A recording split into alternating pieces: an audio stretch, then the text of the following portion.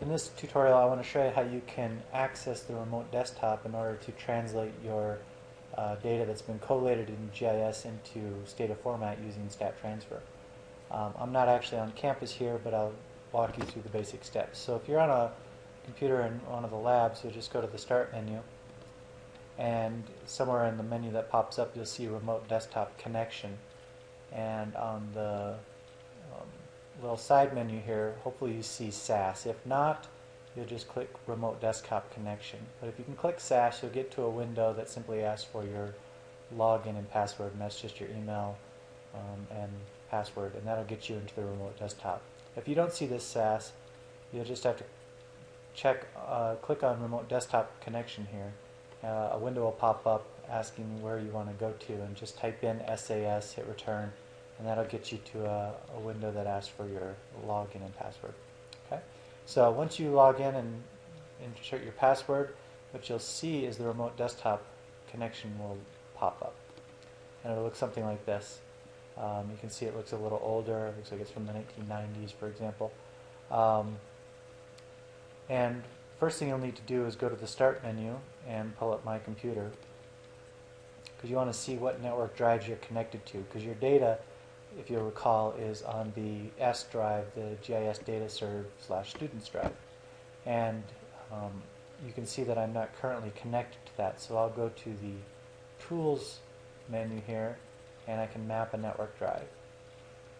And I'll set the drive to S. I like to be consistent. And then you have to type in the folder, and you can see here's an example here. So it's usually always 2 backslashes, a name, backslash, and a name.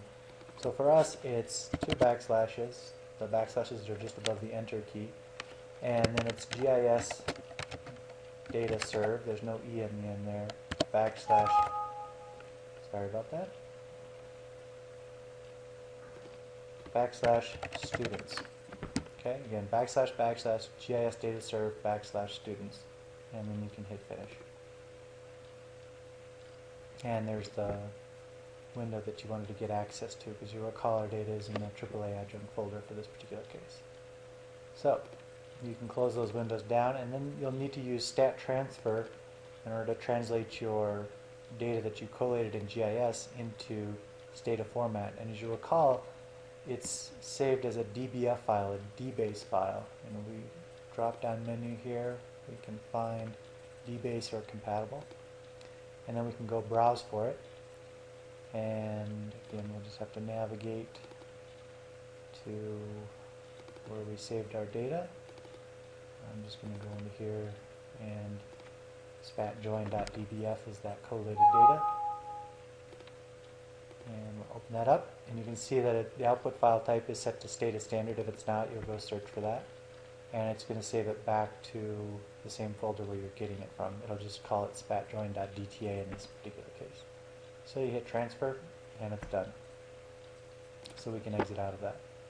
Then you can go to Stata 11, and we can go open that data set. There it is. And you'll see there's all the variables in your data set, the count underscore, and so on.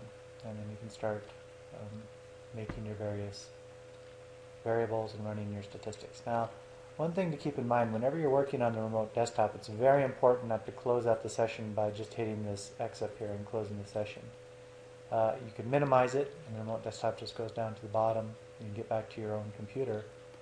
But in order to fully exit the remote desktop, what you want to do is go to the Start menu and click Log Off. If you don't do that, if you were to just close out, the session actually keeps running on the remote desktop, and what can happen is over time we get a bunch of abandoned sessions that clog up the system. So we don't want that to happen. So again, go to the Start menu and log off the remote desktop when you're done.